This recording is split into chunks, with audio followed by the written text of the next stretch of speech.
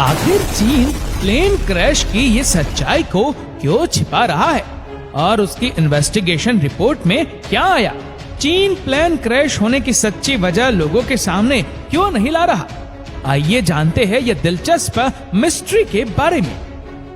21 मार्च 2022 को चीन ने अपने इतिहास के सबसे खतरनाक प्लेन क्रैश को देखा, जिसमें तीनों पायलट और क्रू के साथ साथ 132 लोगों को अपनी जान गंवानी पड़ी। इस प्लेन क्रैश के बारे में जो सबसे अजीब बात है वह ये है कि इस प्लेन क्रैश की वजह खराब मौसम या कोई टेक्निकल फॉल्ट नहीं था, पर इसके पीछे जो वजह बताई जा रही है वो चीन के लिए शर्मनाक है, जिसे चीन की सरकार मानने के लिए तैयार ही नहीं है। इस प्लेन क्रैश की इन्वेस्टिगेशन अभी तक पूरी नहीं हो पाई है और कुछ एक्सपर्ट्स का मानना है कि प्लेन क्रैश नहीं हुआ है, बल्कि ये एक सुसाइड मिशन था और किसी ने जानबूझकर इसे क्रैश किया है। तो चलिए पूरा मामला क्या है इसके बारे में आज हम जानने की कोशिश करते हैं। 21 मार्च को एक बोइंग 737 प्लेन चीन के कुनमिंग से गुआंगझाओ के लिए टेक ऑफ करता है। दोस्तों 29,000 फीट की ऊंचाई पर पहुंचकर अगले 1 घंटे तक ये प्लेन स्टेबल रहा, लेकिन फिर अचानक से इसकी ऊंचाई तेजी से कम होने लगी और ये प्लेन 1 मिनट में 10,000 फीट तक नीचे आ गया और इस तरह जमीन पर क्रैश किया कि उसने जमीन पर एक 66 फीट का गहरा गड्ढा कर दिया। और यहीं से आज हम इसकी मिस्ट्री शुरू करते हैं।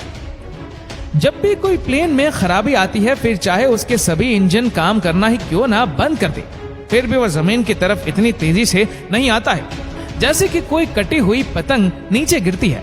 लेकिन जिस तरह से ये प्लेन नीचे आया था, इसका मतलब ये हुआ कि इस प्लेन ने नॉच ड्राइव ली है, यानी इसका मुंह जमीन की तरफ था और ये किसी मिसाइल की तरह नीचे की तरफ आ रहा था। इसमें ज्यादा हैरानी ये बात पैदा करती है कि जब ये प्लेन नीचे आ रहा था, फिर भी कुछ पलों के लिए उसने वापस ऊपर आने की कोशिश की थी, लेकिन फिर से नीचे की ओर क्यों गिरने लगा। अब जब भी ऐसा कोई केस आता है तो पहले तो ये मान लिया जाता है कि कोई न कोई तकनीकी समस्या रही होगी, इसीलिए इसे इन्वेस्टिगेट किया गया। इन्वेस्टिगेशन में पाया गया कि बोइंग 737 प्लेन के एक मॉडल बोइंग 737 मैक्स इसी तरह डिजाइन किया गया था कि उसका इंजन आगे की तरफ आ जाए, जिससे कि उड़ान में काफी परेशानी आई थी और कुछ क्रैचेस भी देखे गए थे। इसमें एक फॉल्टी सॉफ्टवेयर भी लगाया गया था जो कि अच्छे से काम नहीं करता था और इसके लिए बोइंग को $2.5 बिलियन का जुर्माना भी भरना पड़ा था। लेकिन चीन में जो बोइंग 737 क्रैश हुआ था वो 737 मैक्स नहीं बल्कि 737-800 मॉडल था, जो सालों से कई देश इस्तेमाल कर रहे हैं और इसे दुनिया के सबसे सेफेस्ट प्लेन में से एक माना जाता है। और अगर ये मान भी लिया जाए कि प्लेन में खराबी थी, तो फिर इतनी जल्दी प्लेन का जमीन पर गिरना किसी को समझ क्यों नहीं आया।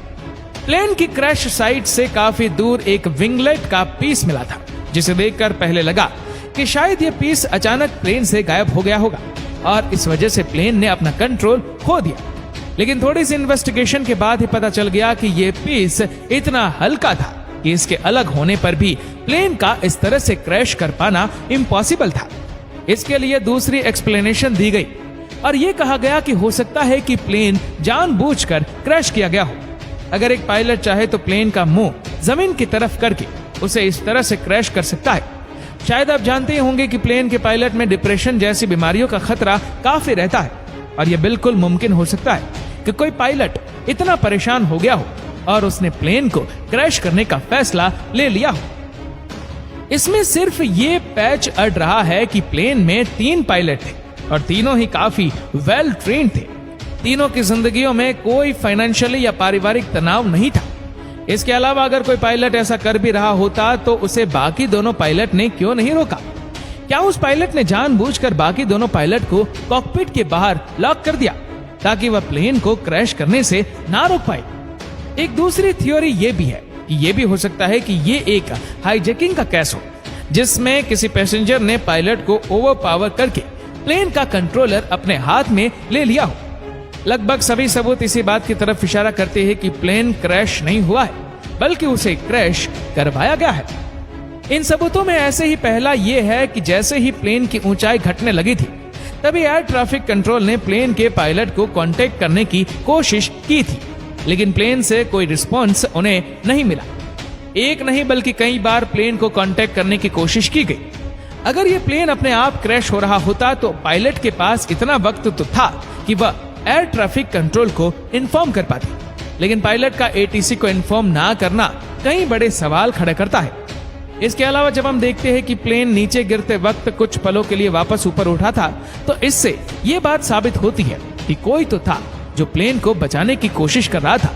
साथ ये भी कि प्लेन में इतनी क्षमता थी कि वह ऊपर की ओर उड़ सकता था और इस क्रैश को टाला जा सकता था, लेकिन फिर भी ये प्लेन क्रैश हुआ। हो सकता है कि किसी प्लेन हाईजैकर्स ने प्लेन का कंट्रोल अपने हाथ में लेकर उसे क्रैश करवाने की कोशिश की हो। तभी किसी तरह कोई और पायलट कॉकपिट में घुसने में कामयाब हो गया हो। इन दोनों के बीच हो सकता है लंबी झड़प हुई हो, जिस वजह से हमें प्लेन बीच में ऊपर आते हुए भी दिखता है। इस सब को कुछ लोग कंपायरेंसी थियरी बता रहे हैं और ये आर्गुमेंट दे रहे हैं कि ये भी मुमकिन है कि प्लेन के पायलट की किसी गलती के कारण ये क्रैश हुआ हो। पर इस आर्गुमेंट में बहुत ज्यादा दम नहीं है, क्योंकि प्लेन उड़ाने वाला पायलट यांग होंग 2018 से बोइंग 737 उड़ा रहे थे। उनके पास 6,709 फ्लाइट आवर्स का एक्सपीरियंस था।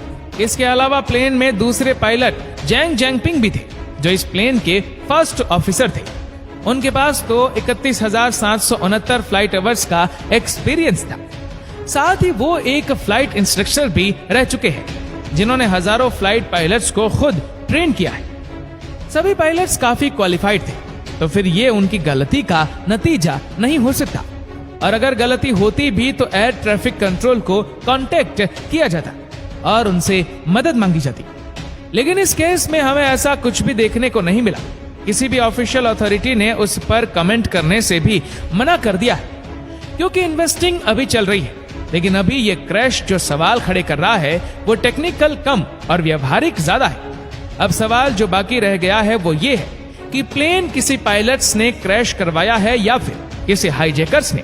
और अगर किसी हाईजैकर ने भी क्रैश करवाया तो इसकी जिम्मेदारी किसी ग्रुप ने क्यों नहीं, क्योंकि प्लेन इसी मकसद से क्रैश करवाए जाते हैं कि आप अपना संदेश उस देश की सरकार तक पहुंचा सके। इस खौफनाक घटना के पीछे कई सवाल है, लेकिन जवाब तलाशने अभी बाकी है।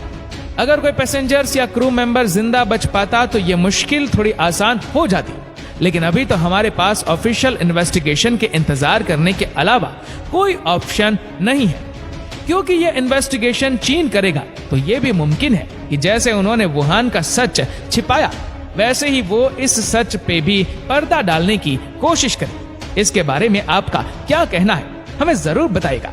और अगर आपको वीडियो अच्छा लगा हो तो इस वीडियो को लाइक करेगा, शेयर करेगा ज्यादा से ज्यादा लोगों तक, और ऐसी ही और भी रोचक जानकारियों के लिए सब्सक्राइब करें हमारे YouTube चैनल को और फेसबुक फॉलो करें हमारे पेज को। धन्यवाद।